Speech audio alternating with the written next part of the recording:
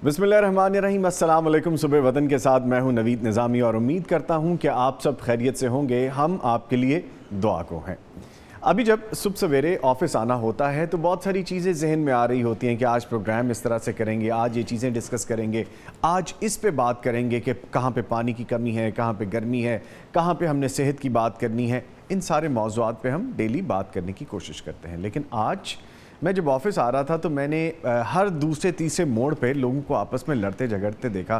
खुदा जाने ये आज का ही सीन था, क्योंकि नॉर्मली ऐसा बहुत कम होता है। कभी कभी हो जाता है कि इंसान उलझ जाते हैं आपस में, ट्रैफिक भी उलझी होती है तो इंसान भी उलझ जाते हैं। और फिर जब टेम्परेचर ज़्यादा हो तो आपका अपना, इंसानों का अपना टेम्परेचर भी ज़्यादा हो जाता है। दैट मेक सेंस कि गर्मी जैसे जैसे बढ़ती है आपके अंदर की हिद्दत शिद्दत जो है जज्बात की, कि आपको कहीं पे गुस्सा ज़्यादा आता है, कहीं पे बर्दाश्त कम पड़ जाती है, तो फिर ये मामला देखने को आते हैं। तो जगह जगह आज जब मैंने 3-4 लोगों को उलझते देखा और ऐसी बात थी कि तुमने मुझे हॉर्न क्यों दिया, तुम मुझसे आगे निकलने की कोशिश में मेरे आगे आगे चल रहे थे, तो ये मामलात क्यों हो रहे हैं? क्या हम अदम बर्दाश्त की तरफ जा रहे हैं? क्या हमें ऐसी परेशानियां हैं कि डेफिनेटली हम लोग हैं, काम के लिए निकलते हैं, मर्द हज़रात हैं, ख़वातीन हैं, बच्चे हैं, बूढ़े हैं, जब घरों से निकलते हैं कई सोचें बैक एंड पे होती हैं, बहुत सारी चीज़ें हमें डिस्टर्ब कर रही होती हैं ऑलरेडी। वो सारी सोचें लेके जब हम रोड पे आते हैं तो हमें अपना ख्याल करने की ज़रूरत है। अपने साथ साथ जो अब और लोग भी सड़क पे जा रहे हैं उनका ख्याल करने की ज़रूरत है। थोड़ा स्पेस दें एक दूसरे को। अगर कोई बात हो गई है तो थोड़ा सा बर्दाश्त करें, और वैसे भी बर्दाश्त करना चाहिए। और इसलिए भी करना चाहिए कि ना जाने हमें नहीं पता कि हमें कौन कौन और कहाँ कहाँ बर्दाश्त कर रहा है, तो एक दूसरे को स्पेस दें।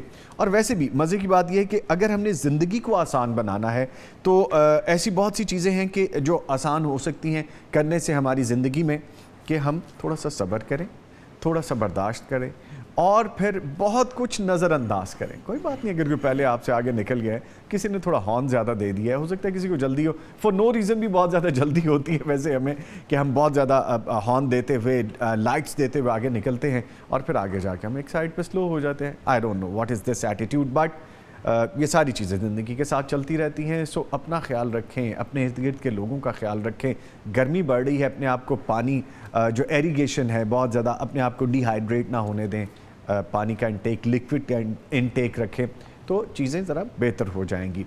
इसके साथ साथ प्रोग्राम में आज हम चोलिस्तान के हवाले से लाजमी बात करेंगे। खुश्क साली है वहाँ पे फूड की कमी है, वहाँ पे पानी की कमी है, वहाँ पे गर्मी की शिद्दत ज़्यादा है, लोग नकल मकानी कर रहे हैं, वहाँ पे एड की ज़रूरत है, हेल्प की ज़रूरत है। गवर्नमेंट की तरफ से हेल्प का बाकायदा प्लान किया गया है। हमारे ऑफिशियल कुछ लोग पैगाम टेलीविज़न के वो भी प्लान कर रहे हैं कि वहाँ पे पहुँचें। कुछ लोग वहाँ पे ऑलरेडी पहुँच चुके हैं, NGOs काम कर रही हैं, फलाही इदारे काम कर रहे हैं, but so many things need to be done. अभी हम इस पे बात करेंगे चोलिस्तान के हवाले से भी आज के मौजू में जो हमने जो बात डिस्कस करनी है। तो जनाब ये सारा फॉर्मेट रहेगा। तो मैं अपने प्रोग्राम का आगाज़ करते हुए बताऊं कि तलावत कुरान करीम से आगाज़ करेंगे। आज का वजीफ़ा, आप जो सवालात लिख भेजते हैं वो शामिल किए जाएंगे। आज की बात चोलिस्तान की सूरत हाल के हवाले से करेंगे, और मैं कोशिश करूंगा कि इसका बैकग्राउंड भी चोलिस्तान के हवाले से थोड़ा सा बताऊं आपको। जोग्राफियाई इसकी क्या सरहदें हैं, वहाँ पे टूरिस्ट प्लेस कौन सी हैं, सोर्स ऑफ इनकम क्या है, वहाँ पे किस तरह से हम बेहतरी ला सकते हैं, लोगों की मदद कैसे कर सकते हैं, इसमें बात करेंगे। नाते रसूल मकबूल पेश की जाएगी और ख्वाबों की ताबीर भी आज हम शामिल करेंगे। अपने मुअज़्ज़िज़ मेहमानों का आपसे तारुफ़ करवाऊँ। मेरे साथ मौजूद हैं कारी मोहम्मद इमरान सल्फ़ी साहब, जो कि फ़ाज़िल क़िराअत शाह हैं। कारी साहब अस्सलाम वालेकुम, खैरियत से हैं सर आप? गर्मी आप पे भी असरअंदाज हो रही है? जी बस ये तो अल्लाह ताला अपनी रहमत में रखे। इनके साथ मौजूद हैं जी मौलाना मोहम्मद अजमल भट्टी साहब, फ़ाज़िल मदीना यूनिवर्सिटी हैं, एक अरसे से हदीस और शरई उलूम के उस्ताद हैं, PhD स्कॉलर हैं। मौलाना साहब अस्सलाम वालेकुम। वालेकुम अस्सलाम व रहमतुल्लाह। सर आप भी खैरियत से हैं? अल्लाह का बहुत आज कुछ शिकवा करते नज़र आए आप भी सुबह सवेरे के, गर्मी ज़्यादा है, पसीना नहीं रुक रहा। अल्लाह अकबर। गर्मी, और जैसे आप इंट्रो में कह रहे थे ना कि इंसानों की अपनी गर्मी भी बहुत ٹاپ پہ جا رہی ہے. ایک جسمانی گرمی ہوتی ہے، ایک دماغی گرمی ہوتی ہے سر. وہ بھی ہے، وہ بھی ہے. اللہ تعالیٰ سب کو کول ڈاؤن کر دے، آمین، اپنی رحمت والی بارش برسا دے تو ٹھیک ہو جائے گا ماشاءاللہ. ٹھیک ہے قاری صاحب، میں آپ سے گزارش کروں گا کہ سورہ احزاب آیت نمبر 40 تا 48 کی تلاوت فرمائیے، پھر آگے بڑھتے ہیں. اعوذ باللہ من الشیطان الرجیم.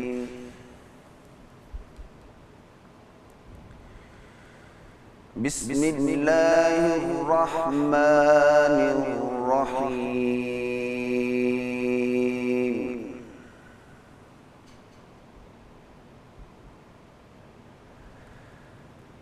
ما كان محمد أبا أحد من رجالكم ولكن رسول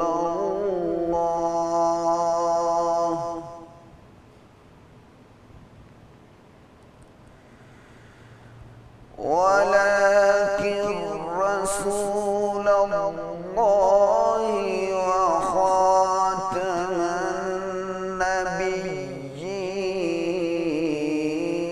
النبيين. ماشاءاللہ، سبحان اللہ. وكان الله بكل شيء عليما.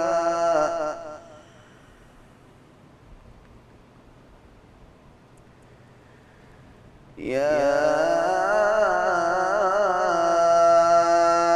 أيها الذين آمنوا اذكروا الله ذكرا كثيرا.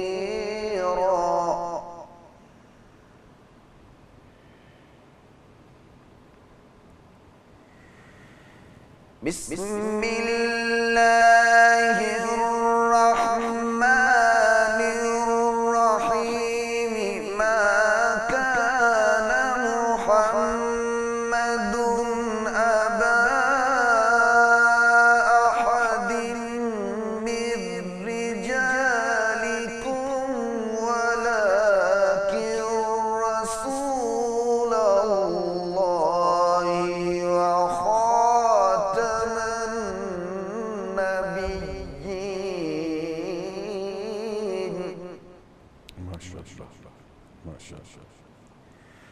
وكان الله بكل شيء عليما.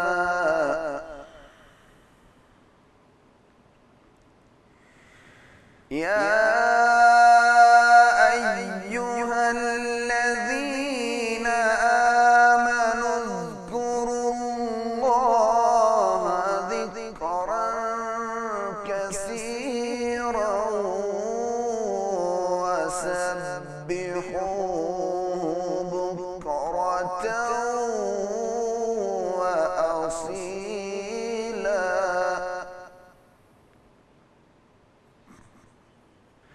هو الذي يصلي عليكم وملائكته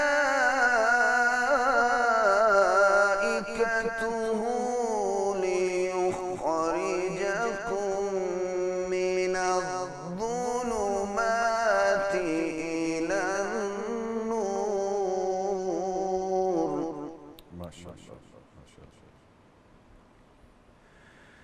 وكان بالمؤمنين رحيما.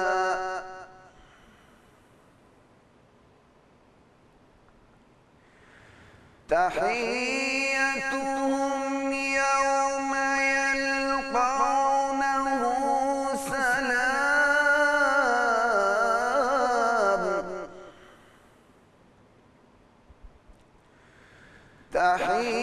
تحيتهم يوم يلقونه سلام وأعد لهم أجرا كريما.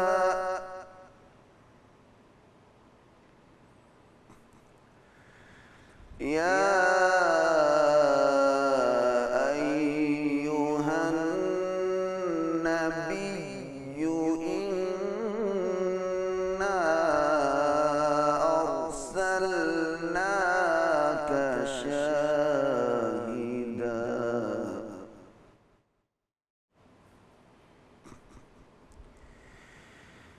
يا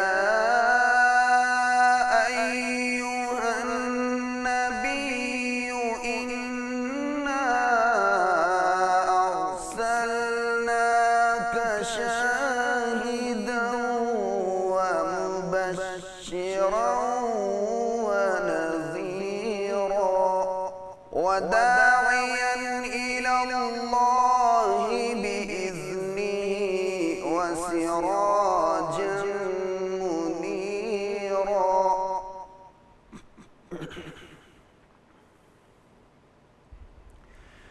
وبشر المؤمنين بأن لهم من الله فضلا كبيرا ولا تطع الكافرين والمنافقين ودع أذاهم وتوكل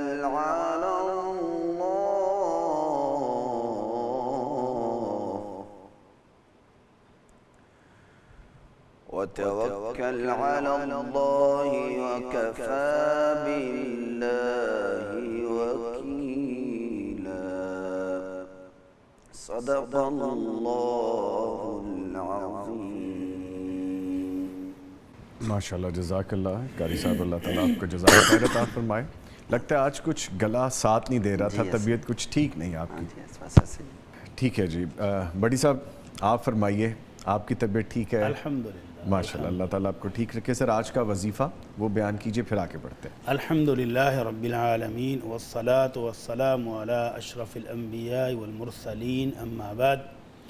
निज़ामी साहब, आज का जो वजीफ़ा है वो नबी रहमत सल्लल्लाहु अलैहि वसल्लम की सिखाई हुई एक ऐसी शानदार दुआ है जिसमें बहुत आला क्वालिटी की एक बिशारत भी है, हमारे लिए सआदत भी है और दोनों जहानों के सरदार की गारंटी भी है सल्लल्लाहु अलैहि वसल्लम। क्या शानदार दुआ होगी कि जिसकी गारंटी जो है वो दोनों जहानों के सरदार की तरफ से हो सल्लल्लाहु अलैहि वसल्लम, और हमारे लिए वो खुशखबरी हो। खुशखबरी क्या है कि हम सब इंसान अपने रब की नाफरमानी करते ही रहते हैं, हो जाती हैं हमसे, और उनकी माफ़ी लेना एक मुश्किल मरला है और माफ़ी लिए बगैर जन्नत तक पहुंचना मुश्किल है। तो ये जो आज की दुआ और वजीफ़ा है ये इस बात की गारंटी है, ये इस बात की बिशारत है हमारे लिए कि जो शख्स इन कलिमात को सुबह पढ़ ले, शाम को पढ़ ले, किसी दिन में पढ़ ले, रात में पढ़ ले या महीने में एक दफ़ा पढ़ा हो, और फिर ज़िंदगी तो बिल्कुल अनसर्टनटी है, कब कहाँ कैसे ख़त्म हो जानी है बिल्कुल पता नहीं। माफ़ी मांगने का मौका मिलेगा नहीं मिलेगा, मांगी है कि नहीं मांगी, वो जो मांगी थी कबूल भी हुई है कि नहीं। अल्लाह। लेकिन ये कलिमात अगर इंसान ने पढ़े हों, नबी रहमत सल्लल्लाहु अलैहि वसल्लम फरमाते हैं दिन को पढ़े हों या रात को पढ़े हों या किसी महीने के अंदर एक बार पढ़े हों पूरे ईमान के साथ, वो तो हम बार बार कहते हैं कि दिल की गहराइयों से ये कलिमात निकले हों एक बार, और फिर वो बंदा उस रात को या उस दिन को या उस महीने के अंदर अंदर अल्लाह को प्यारा हो जाए, गुफ़िर लहू ज़ंबुहू, तो अल्लाह उसके गुनाह मुआफ़ कर देता है। अल्लाह अकबर, अल्लाह अकबर। ज़िंदगी भर की कुताहियाँ, ज़िंदगी भर के स्याकारियाँ, ज़िंदगी भर की जो हमारी कुताहियाँ हैं, हमारे जो गुनाह हैं, हमें हुक्म है कि माफ़ी मांगते रहें, लेकिन उसके बाद वो मालिक है, वो बड़ा अरहमुर राहिमीन है, मुआफ़ करता है। लेकिन बाद अब हमारी माफ़ी मांगने में ही ऐसी कुताही होती है, दिल गाफिल होता है, ऐसे ऊपर ऊपर से मांगते हैं। लेकिन ये कलिमात अगर दिल की गहराइयों से एक मरतबा बंदे ने निकाल लिए, दिन में एक बार, रात में एक बार या महीने में एक बार, तो यकीन माने जब से मैंने ये नबी अलैहिस्सलातु वस्सलाम का फरमान पढ़ा है, मैं तो दिन में कई बार पढ़ता हूँ माशाल्लाह। जब याद आ जाते हैं फ़ौरन पढ़ता हूँ माशाल्लाह कि यार इतनी बड़ी सआदत कि मौत का पता कोई नहीं कब आ जाए, कहाँ आ जाए, और बंदे के गुनाह ही माफ़ हो जाए। और क्या चाहिए? अपने रब की रहमत इससे बढ़कर और क्या होगी, क्या होगी? क्या होगी, क्या चाहिए इंसान को? تو وہ کلمات ہیں جو ابھی میں بتانے لگا ہوں. Please please. اللہ کے نبی صلی اللہ علیہ وسلم جو کلمات سکھائے وہ یہ تھے: لا الہ الا اللہ واللہ اکبر. یہ 5 کلمات ہیں, جی ملتے جلتے ہیں, بالکل آسان ہیں اور منٹوں میں یاد ہونے والے ہیں. لا الہ الا اللہ واللہ اکبر, یہ پہلی لائن ہے. لا الہ الا اللہ وحدہ, 2. جی. لا الہ الا اللہ ولا شریک لہ, 3. لا الہ الا اللہ لہ الملک ولہ الحمد. لا الہ الا اللہ ولا حول ولا قوۃ الا باللہ. نبی کریم صلی اللہ علیہ وسلم نے یہ 5 کلمات گن کر بتائے کہ یہ 5 کلمات جو بندہ پڑھ لے اور پھر اس دن, اس رات یا اس مہینے میں فوت ہو جائے تو گارنٹی اور بشارت یہ ہے کہ اس کے گناہ معاف ہو جائیں گے. لیکن یہ کلمات ہیں کیا ہے, کچھ سمجھنا بھی تو چاہیے. جی. کیا ہے؟ لا الہ الا اللہ واللہ اکبر. بندہ کہتا ہے کہ اللہ میری ہر قسم کی عبادت, خواہ وہ زبان سے ادا ہونے والے کلمات ہوں, دعائیں ہوں, التجائیں ہوں, یا دل کے اندر جو ایمان ہے وہ ہے, یا جو مالی عبادات ہیں, یا جو جسمانی عبادات ہیں, اللہ سب تیری ہے. واللہ اکبر, اور اللہ تو سب سے بڑا ہے. یہ بندہ مان رہا ہے. جب اللہ سب سے بڑا ہے تو پھر بندے کو کسی اور سے ڈرنے کی ضرورت نہیں ہونی چاہیے. بے شک. دوسری لائن میں بندہ اقرار کرتا ہے کہ لا الہ الا اللہ وحدہ, اللہ تو میرا معبود سچا ہے, ساری باتیں میری تیرے لیے ہیں اور تو ہے بھی اکیلا. 2-3 کروڑ 2 کروڑ کا نظریہ نہیں ہے, اللہ ایک ہے اور وہ سب سے بڑا ہے. تیسری لائن میں بندہ پھر اقرار کرتا ہے لا الہ الا اللہ ولا شریک لہ, اے اللہ تو ساری باتوں کا حق رکھتا ہے اور تیرا کوئی پارٹنر شریک نہیں ہے. یہ ایمان ہے, یہ ہے عقیدہ مسلمان کا کہ وہ کسی کو فرنچائز کا مالک نہیں سمجھتا, اللہ ایک ہے, سب کچھ اسی کا. پھر چوتھی لائن میں کہتا ہے لا الہ الا اللہ لہ الملک ولہ الحمد, اے اللہ تو میرا سچا معبود ہے, ساری باتیں میری تیرے لیے ہیں, بادشاہت بھی تیری ہے اور سب تعریفیں بھی تیری ہیں. اور آخری لائن میں کیا کہتا ہے, پھر التجا ہے لا الہ الا اللہ ولا حول ولا قوۃ الا باللہ, اللہ میرا سچا معبود تو ہے اور نیکی کرنے کی اور گناہوں سے بچنے کی میری ہمت نہیں ہے. اللہ میں عاجز, میں بالکل کمزور ہوں, اللہ تو توفیق بخشے گا تو میں نیکیاں کروں گا, تیری توفیق تیری رحمت اور فضل ہوگا تو میں گناہوں سے بھی بچ جاؤں گا. تو یہ التجا دن میں ایک بار ریکارڈ کرا لیں, رات میں ایک دفعہ ریکارڈ کرا لیں, مہینے میں ایک دفعہ ریکارڈ کرا لیں تو بشارت اور خوشخبری ہے کہ جب یہ دنیا سے جائے گا تو گناہ معاف ہو جائیں گے. ماشاءاللہ ماشاءاللہ. اللہ ہم سب کو عمل کی توفیق عطا فرمائے. آمین. اللہ ہم سب کو عمل کی توفیق عطا آمین فرمائے. آمین. سر ایک دفعہ ریپیٹ کیجئے گا, جی, پھر آگے بڑھتے ہیں. لا الہ الا اللہ واللہ اکبر. لا الہ الا اللہ وحدہ, لا الہ الا اللہ ولا شریک لہ, لا الہ الا اللہ لہ الملک ولہ الحمد, لا الہ الا اللہ ولا حول ولا قوۃ الا باللہ. ماشاءاللہ. اللہ تعالیٰ آپ کو جزائے خیر عطا فرمائے. سر آج کے جو سوالات ہیں وہ شامل کرتے ہیں. جی بسم اللہ. شکر. پہلا سوال ہے کہ ایک جامع مسجد جسے شہید کر دیا گیا ہے, اس کی توسیع کے لیے شمال کی طرف 14 مرلے جگہ مل چکی ہے. اسی مسجد کے جنوب میں گلی ہے جو بہت تنگ ہے. مسجد انتظامیہ کا ارادہ ہے کہ گلی کو ذرا کشادہ کرنے کے لیے 4 فٹ جگہ مسجد کے اندر کی جانب سے لے لی جائے, جبکہ مقامی مولوی صاحبان کا کہنا ہے کہ مسجد کی جگہ گلی کو نہیں دی جا سکتی. قرآن اور حدیث کی روشنی میں رہنمائی فرمائیے. مولوی صاحبان بڑے مظلوم ہیں بیچارے. جی. اچھا, آپ سے ایک ڈسکشن کے طور پر میں ہی پوچھ لیتا ہوں. جی جی. مسجد کی توسیع تو کر ہی رہے ہیں, جی. تو آپ کا کیا خیال ہے کہ وہ گلی ڈال لیں مسجد میں؟ نہیں, ان کو تو آلریڈی جگہ چاہیے, ان کو جگہ دینی نہیں. ان کو کہ وہ جو گلی ہے جی مسجد کی توسیع کی ضرورت ہے, اسی لیے گرائی ہے نا. جی جی. تو وہ گلی جو 4 فٹ کی 5 فٹ کی ہے, اگر وہ بھی مسجد میں شامل کر لی جائے تو کیسا شاندار ہوگا, مسجد بڑی ہو جائے. نہیں سر, وہ دل مانتا نا. میرے میں نہیں. جب یہ دل نہیں مانتا کہ گلی کو مسجد میں شامل کریں تو مسجد کا حصہ گلی میں شامل کرنے کے لیے دل کیسے مان لے گا؟ یہ مولوی صاحب کا مسئلہ نہیں ہے.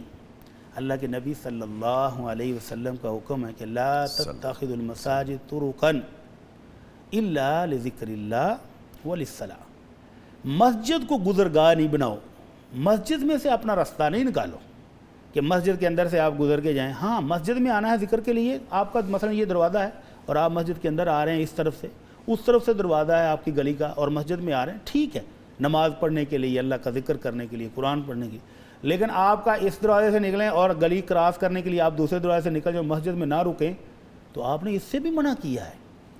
تو اب صورتحال یہ ہے کہ اگر یہ مسجد اور یہ گلی نمازیوں ہی کی ضرورت ہے، وہ کہہ رہے ہیں جی ہم نے 14 مرلے مزید بھی لے لیے، جی اگر انہیں نمازیوں کی ضرورت ہے جو نماز پڑھنے کے لیے مسجد میں آتے ہیں، وہ کہتے ہیں جی گاڑیوں پر آتے ہیں، گلی تانگ ہے، مسجد تک پہنچا نہیں جاتا، تو کوئی بات نہیں، 3 فٹ جگہ 4 فٹ جگہ دے دیں اور ادھر سے مزید 14 مرلے اللہ نے دے دیے ہیں، مسجد مزید تو صحیح ہو ہی جائے گی۔ اگر یہ ان نمازیوں کی ضرورت ہے تو پھر نمازیوں کی ضرورت کے لیے بالکل چھوڑا جا سکتا ہے مسجد کا حصہ، مسجد کا حصہ، ٹھیک ہے، اگر مسجد کے نمازیوں کی ضرورت جی ہے بالکل، تو باقی توسیع بھی تو نمازیوں کے لیے کی جا رہی ہے، یہ بھی ان کی ضرورت ہے۔ اور اگر اس جنوب والی سائڈ سے نماز پڑھنے والا کوئی بھی نہیں آتا، مسجد کی ضرورت ہی نہیں ہے، یہ صرف محلے داروں کی اور عام لوگوں کی ضرورت ہے، تو پھر اولا اور افضل یہ ہے کہ مسجد کے حصے کو شامل نہ کیا جائے۔ البتہ ایسی کوئی ملکی محلے کی رفاعی ضرورت پڑ گئی ہے کہ اس کے بغیر گزارا ہی نہ ہو، کہ مسجد کا حصہ اس میں ڈالے بغیر کوئی چارہ نہیں ہے، تو پھر علماء کرام آخری حد پر جا کر کہتے ہیں کہ اگر یہ بالکل صورتحال ایسی ہو جائے ایمرجنسی والی، تو پھر مسجد کو چھیڑا جائے، وگرنہ مسجد کا حصہ نہیں چھیڑا جائے۔ ٹھیک ہے، مثلا دوسری طرف جو گلی کی دوسری طرف جو مکان ہے نا، وہ خرید کے ڈال لیں گلی میں، لیکن اگر کوئی چارہ نہیں ہے اور مسجد کی توسیع میں یہ ممکن ہے، اتنا سا حصہ آسانی سے دیا جا سکتا ہے تو دے لیں، اور اگر نہ دیں، اس کے بغیر کوئی اور حال نکالیں، تو وہ زیادہ افضل اور اولا ہے۔ جیسے آپ فرما رہے ہیں کہ گزرگاہ نہ بنائیں، اگر گزرگاہ کے لیے وہ جگہ مسجد کی شامل کریں تو وہ بالکل جائز نہیں ہے۔ دوسری اگر وہ نمازیوں ہی کی ضرورت ہے، مثلا اس سائڈ سے نمازی آتے ہیں گاڑیوں پر اور گاڑی وہ گلی تنگ ہے، رکنے کی جگہ نہیں ہے، نمازیوں کی ضرورت ہے تو پھر بلا اولا، ہاں جی، گزرگاہ کے طور پہ نہیں، اگر ضرورت ہے مسجد ہی کی ضرورت ہو تو پھر اور بالکل دوسری طرف سے آنے میں بھی لوگوں کو کوئی قباحت یا کوئی تکلیف ہے تو پھر اس کو ایڈ کیا جا سکتا ہے۔ ٹھیک ہے، آگے بڑھتے ہیں جی۔ ایک سوال ہے کہ میں نے بینک سے قرضہ لیا ہے، کوئی وظیفہ بتائیں جو میں پڑھوں، حالات بہتر ہو جائیں اور قرض کی ادائیگی کے کوئی اسباب بن جائیں۔ سب سے پہلا کرنے والا ان کا کام یہ ہے کہ اللہ سے توبہ کریں، کیونکہ بینک سے جو انہوں نے قرضہ لیا ہے وہ سود پر ہے یقیناً، کیونکہ کوئی بینک ایسا رفائی نہیں ہے جو بلا سود آپ کو قرضے دے۔ جی، تو پہلی چیز تو یہ ہے کہ یہ سود سے اللہ سے توبہ کریں، کیونکہ یہ اللہ کے ساتھ جنگ ہے، اور جب تک اللہ کے ساتھ جنگ لڑ رہے ہیں نہ برکت آئے گی، نہ خیر آئے گی، نہ یہ قرضہ اترنے کا کچھ سبب بنے گا۔ اچھا بٹ صاحب، اس سے پہلے کہ جواب کی طرف جائیں، میں ویسے ایک اور کوسچن میرے ذہن میں آیا، بامر مجبوری کوئی ایسی صورتحال ہو گئی کہ کسی کے آگے ہاتھ نہیں پھیلانا چاہتے، یا سارے سورسز انہوں نے چیک کر لیے ہوئے ہیں، لاسٹ آپشن یہ تھی، اس کے بغیر گزارا نہیں تھا، تو فرمائیے یہ بھی ایڈ کر لیں اس میں۔ شرعاً مجبوری کسے کہتے ہیں؟ جی، اس کی بھی ایک ڈیفینیشن ہے۔ جی، شریعت کہتی ہے مجبوری یہ ہے کہ بندہ مر رہا ہو، اس کی جان نکل رہی ہو، تو وہ حرام چیز استعمال کرتا ہے، جان بچانے کے لیے تو اتنا سا معافی ہے۔ گاڑی لینے کے لیے میری مجبوری ہے، جی میری فیملی ہے، میں نے آنا جانا ہوتا ہے اور میرے پاس گاڑی نہیں ہے تو میری مجبوری ہے، شریعت اس کو مجبوری نہیں سمجھتی، آپ کرائے پر چلے جائیں۔ آپ کے پاس ذاتی گھر نہیں ہے، جی میری مجبوری ہے، میں گھر لے رہا ہوں بینک سے قرضہ لے کر سود پر، نہیں، یہ کوئی مجبوری نہیں ہے۔ میں نے جی بزنس کرنا ہے، میں نے کئی کروڑ روپے جو ہیں بینک سے لیے ہوئے ہیں، کوئی مجبوری نہیں ہے۔ تو شریعت کی نظر میں مجبوری تب ہے جب انسان کی جان نکل رہی ہو اور وہ کوئی چیز کھانے والی مانگ رہا ہو، حرام چیز، خنزیر کا گوشت ہے، مردار کا گوشت ہے، خون ہے، کوئی چیز جس سے حرام بھی ہو اور اس کی جان بچ سکتی ہو، تو اتنی سی لینی جائز ہے جس سے جان بچ جائے۔ تو یہ جو ہماری ضروریات اسائشی ہے نا، لگژری اشیاء، گاڑی، بنگلہ، کاروبار، ان کو شریعت مجبوری نہیں کہتی۔ تو سود جو ہے اس پر اللہ سے پہلے تو توبہ کریں، کیونکہ اللہ کہتے ہیں یا ایھا الذین آمنوا اتقوا اللہ وذروا ما بقی من الربا ان کنتم مؤمنین، مومنو اگر تم مومن ہو، ڈانٹ ہے اللہ کی طرف سے، ڈانٹ ہے، وارننگ ہے، اگر تم مومن ہو تو چھوڑ دو، اور اگر تم نہیں چھوڑتے فاذنوا بحرب من اللہ ورسولہ، تو پھر اللہ اور اس کے رسول کے ساتھ جنگ کے لیے تیاری کر لیں۔ تو کون کرے گا، کون جیتے گا اللہ سے؟ تو ان بھائی صاحب کو سب سے پہلے توبہ کرنی چاہیے کہ اللہ میرے سے غلطی ہو گئی ہے، میں سود پر قرضہ لے بیٹھا ہوں، اللہ ایک دفعہ میں اس سے نکل جاؤں، دوبارہ کبھی ایسا نہیں کروں گا۔ تو پھر اس کے بعد وظیفے کی باری آتی ہے، پہلے توبہ اور اس کے بعد وظیفہ۔ سیدنا علی رضی اللہ تعالیٰ عنہ کے پاس ایک غلام آیا کہ میں نے اپنے مالک سے قیمت طے کر لی ہے، قسطیں دے رہا ہوں، قرضہ بہت ہے، دعا کریں یا میری مدد کریں۔ تو حضرت علی رضی اللہ تعالیٰ عنہ کہتے ہیں کہ میں نے نبی علیہ الصلوۃ والسلام سے ایک مرتبہ پوچھا تھا تو آپ نے مجھے ایک دعا بتائی تھی اور فرمایا تھا کہ اگر سبیر پہاڑ جتنا، مدینہ میں ایک پہاڑ ہے اور پہاڑ تو پہاڑ ہوتا ہے، چھوٹا بھی ہو تو کتنا وزن ہوگا، فرمایا اگر سبیر پہاڑ جتنے دینار، سونے کا پہاڑ اگر تم پر قرضہ ہو تو اللہ وہ بھی ادا کر دے گا، اس کا بھی بندوبست ہو جائے گا، سبحان اللہ، اللہ کی رحمت آ جائے گی، بس تم دعا دل سے نکالنے کی کوشش کرو۔ وہ دعا کیا ہے؟ اللہم اکفنی بحلالک عن حرامک واغننی بفضلک عمن سواک، اے اللہ مجھے حلال رزق دے کر کافی ہو جا، حرام سے میری جان چھڑا دے، اور اللہ اپنے فضل و کرم سے غنی کر دے، لوگوں کی طرف مجھے ہاتھ اٹھانے کی ضرورت نہ پڑے۔ اللہ تو یہ دعا بھائی صاحب کو چاہیے اپنے سجدوں میں پڑھیں، صبح تہجد کے وقت پڑھیں، اور ساتھ اپنی اس گناہ کی اللہ سے رو رو کر معافی مانگیں۔ تو اس کے بعد انشاءاللہ اللہ سے امید رکھیں، جب آپ کی توبہ قبول ہو گئی تو اللہ تعالیٰ خود بخود ایسے وسائل، ایسے ذرائع پیدا کر دیں گے کہ انشاءاللہ ان کا قرضہ ادا ہوگا، ان کا قرضہ ادا ہو جائے گا۔ ٹھیک ہے، لیکن پکی توبہ، سچی توبہ کہ آئندہ سودی کاروبار، سودی لین دین، سودی معاملات میں یہ ملوث نہیں ہوں گے۔ تو پھر اس کے بعد یہ جو دعا بتائی ہے اس کو ذرا سجدوں میں پڑھ کے دیکھیں، پھر دیکھیں برکت۔ ایک دفعہ دوبارہ بتا دیں کیونکہ پھر اللہم اکفنی بحلالک عن حرامک وَأَغْنِنِي بِفَضْلِكَ عَمَّنْ سِوَاكَ۔ اور سر جیسے آپ فرما رہے ہیں اس کا مطلب ہے قرض کی رقم تو انہوں نے ادا کرنی ہے، سو کرنی ہے، ساتھ سود بھی دینا ہے اب وہ تو مجبوری ہے، وہ تو ڈنڈے کے زور پر لیں گے، وہ سود پہلے وصول کرتے ہیں، اصل رقم بعد میں آتی ہے۔ ایگزیکٹلی۔ آگے پوچھا گیا سر، حالت سفر میں نماز عصر قضا ہو گئی، مغرب اور عشاء کے درمیان گھر پہنچا، اب سوال یہ ہے کہ عصر کی نماز قصر ادا کی جائے گی یا مکمل، اس طرح اسے مغرب سے پہلے پڑھا جائے گا یا بعد میں، رہنمائی فرمائیے۔ ہاں جی، پہلی بات تو یہ ہے کہ اللہ رب العزت نے نماز مومنوں پر مقرر وقت میں فرض کی ہے، ان الصلاۃ کانت علی المؤمنین کتابا موقوتا۔ اللہ رب العزت فرماتے ہیں کہ مومنوں تم پر مقرر وقت پر نماز فرض ہے، عصر سے لے کر مغرب تک 2-2.5 گھنٹے کا ٹائم ہے۔ تو یہ مسافر جو ہے اس کو اللہ کے رسول نے سہولت دی ہے کہ وہ زور کے ساتھ پڑھ لیتا، عصر کی نماز کو بہت توجہ دینے کی ضرورت ہے۔ اللہ کے نبی صلی اللہ علیہ وسلم نے فرمایا، یہاں تک وارننگ دی کہ جس بندے کی عصر کی نماز ضائع ہو گئی کأنما وطر اہلہ ومالہ، اس کا اتنا گناہ ہے کہ اگر اس کے گھر بار، اس کے بیوی بچے، اس کا سارا بزنس ختم ہو جائے، تباہ ہو جائے تو بھی کم نقصان ہے ایک عصر کی نماز ضائع ہونے سے۔ اللہ اکبر۔ تو اللہ تعالیٰ کے وقت میں حافظوا علی الصلوات والصلاۃ الوسطیٰ، نمازوں کا اہتمام تو کرنا ہی ہے، لیکن اس درمیانی نماز، اور درمیانی نماز سے مراد عصر کی ہے، اس کا خاص خیال رکھو۔ تو اللہ کے نبی صلی اللہ علیہ وسلم اگر بادل آ جاتے تو فرمایا ٹائم کا پتہ نہیں چلنا، عصر کی نماز جلدی پڑھ لو، اہتمام کر کے پڑھ لو۔ تو عصر کی نماز کو اس طرح ان کو ضائع نہیں کرنا چاہیے تھا۔ مسافر تھے زور کے ساتھ پڑھ لیتے، رستے میں کہیں روک کے پڑھ لیتے، لیکن بالفرض کسی مجبوری میں نہیں پڑھ سکے۔ اب جب گھر پہنچے ہیں تو علماء کرام کے 2 موقف ہیں۔ جی، ایک گروہ کہتا ہے کہ چونکہ یہ نماز سفر میں قضا ہوئی ہے لہذا گھر جا کے بھی یہ سفر والی پڑھے۔ دوسری علماء کرام کہتے ہیں نہیں، سفر میں قصر کرنے کی اجازت تھی، اب وہ وجہ ہی ختم ہو گئی ہے، اب گھر پہنچ گیا ہے، جس سفر کی وجہ سے قصر کی 2 رکعتیں پڑھنے کی اس کو اجازت تھی، اب وہ سفر والا معاملہ ختم ہو گیا، گھر پہنچ گیا، اب پوری پڑھے۔ اور میرا خیال ہے کہ احتیاط بھی اسی میں ہے، جب گھر آ گئے ہیں تو وہ 4 رکعت ہی پڑھے، 2 نہ پڑھے، ٹھیک ہے۔ اور پھر ترتیب رکھنی ہے، اگر مغرب اور عشاء بھی اپنے آپ پڑھنی ہے تو پہلے عصر پڑھیں گے، پھر مغرب پڑھیں گے، اور پھر عشاء پڑھیں گے۔ ٹھیک ہے۔ آگے پوچھا کہ میرے شوہر کام کے سلسلے میں بیرون ملک رہتے ہیں، ایک دن فون کال پر ہم میاں بیوی میں بحث ہو گئی، میرے شوہر نے قسم کھا لی کہ وہ کبھی بھی میرے بستر پر نہیں آئیں گے، اب ہمیں کیا کرنا چاہیے؟ اس کا کفارہ وغیرہ بنتا ہو تو وہ بھی بتا دیں۔ جی، اس کو شریعت کی زبان میں الا کہتے ہیں کہ خامن بیوی سے اس کے سوشل بائیکاٹ کی قسم کھا لے، جی، کہ اس کے ساتھ وہ ازدواجی شادی والے تعلقات نہیں رکھے گا، یہ قسم کھا لے۔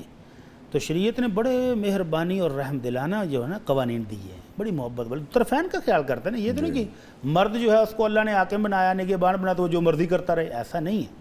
بیوی کے بھی حقوق ہیں، شریعت نے ان کو بھی مد نظر رکھا ہے۔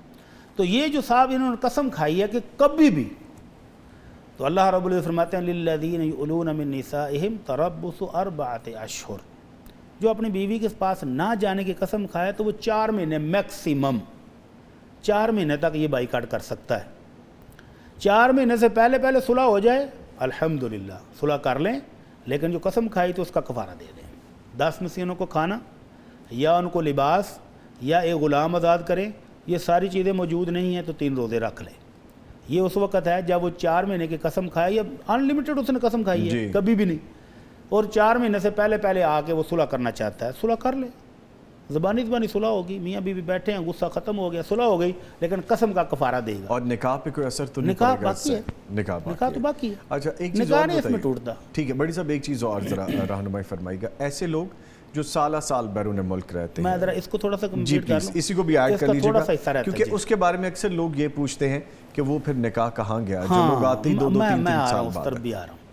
تو اگر 4 مہینے سے پہلے آ جائے, صلح ہو گئی ہے, تو میاں بیوی کے تعلقات قائم کرنا چاہتے ہیں تو پہلے قسم کا کفارہ دے لیں. جی قسم کا کفارہ دے کے دونوں کا نکاح باقی ہے, کوئی ٹوٹا نہیں ہے.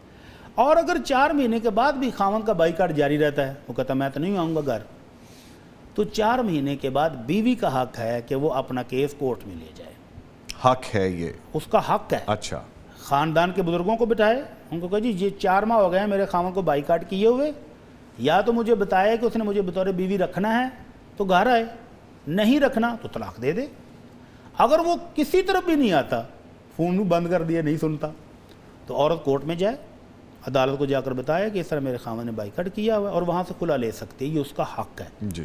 اور وہ جو بات آپ نے کی کہ خاوند صاحب کمائی کرنے کے لیے گھر والوں کی رضامندی سے, بیوی کی خوشی سے گیا ہوا اور 2 سال کا ویزا لے کر گیا ہے, 2 سال کے بعد آئے گا, تو یہ باہمی رضامندی سے جائز ہے. اور سیدنا عمر رضی اللہ تعالیٰ عنہ نے تو مجاہدین پر پابندی لگا دی تھی جو جہاد کرنے کے لیے گئے ہوئے ہیں, کہ ہر مجاہد 4 مہینے کے بعد اپنے گھر ضرور واپس لوٹے گا. جہاد ٹھیک ہے, فرض ہے, دوسرے لوگ جائیں گے اور جو گئے ہوئے ہیں وہ واپس آئیں گے. اور اب یہ جو ہماری معاشی مجبوریاں بن گئیں کہ 2 سال, بلکہ آپ حیران ہوں گے کہ میں ایک دوست نے 7 سال سے USA میں ہے اور پیچھے سے بیوی فوت ہو گئی ہے.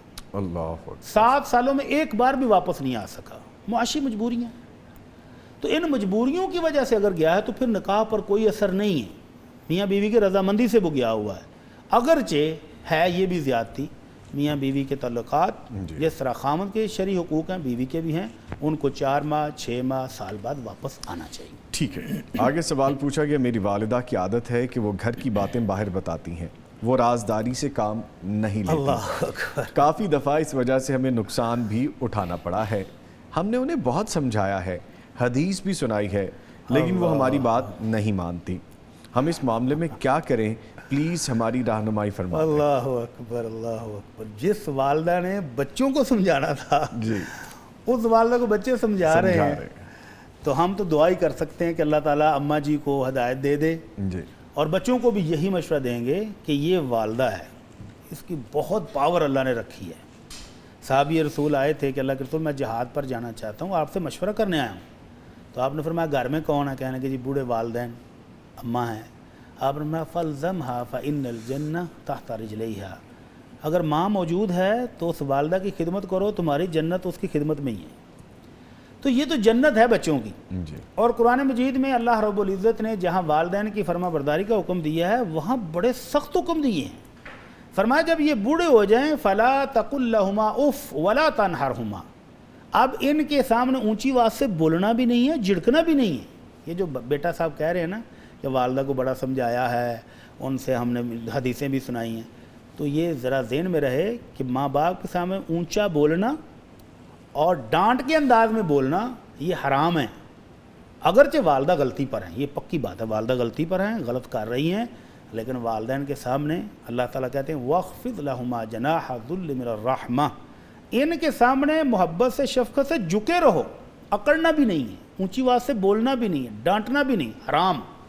تو والدہ کو پیار سے ہنستے مسکراتے, اماں جی دیکھو آپ نے یہ بات کی تو اس سے ہمارا یہ نقصان ہو گیا, اماں جی خاندان میں یہ لڑائی ہوگی, اماں جی یہ, پیار سے سمجھانے کی کوشش کریں اور دعا جاری رکھیں. اللہ سے دعا کریں کہ اللہ تعالیٰ آپ کی اماں جی کے دل کو ہدایت دے دے, رہنمائی دے دے, اور اسی راستے پر آ جائیں. لیکن اگر وہ نہیں آتی تو بیٹوں کو بائیکاٹ, بیٹوں کو احتجاج, بیٹوں کو ماں کے ساتھ لڑنے کی اجازت ہے. نہ صرف بیٹے بلکہ بیٹیاں بھی ساری ان اولاد کو ساری والدین اولاد کے کو۔ ساتھ الجھنے کی، جھگڑنے کی، انہیں ڈانٹنے کی قطعاً اجازت نہیں ہے۔ ٹھیک ہے سر، آگے پوچھا گیا میرے شوہر نماز جمعہ کے سوا کوئی نماز نہیں پڑھتے، اللہ اس بات کو لے کر میں بہت پریشان ہوں، مجھے کوئی وظیفہ یا دم بتائیں کہ میں وہ کروں اور میرے شوہر نمازی بن جائے۔ یہ کتنی پیاری بہن ہے ہماری، ویسے اللہ یہ چاہتی ہیں کہ ان کے شوہر نمازی بن جائیں، شوہر جنت میں چلے جائیں ماشاءاللہ، نماز نہ ماشاءاللہ۔ پڑھنے کی وجہ سے، ان کو فکر ہے کہ میرے شوہر کا کیا ہوگا۔ ہاں جی، تو اس بھائی صاحب کو تو اضافی نفل پڑھنے چاہیے کہ ان کو ایسی کیئر کرنے والی بیوی ملی ہے جو صرف دنیا ہی نہیں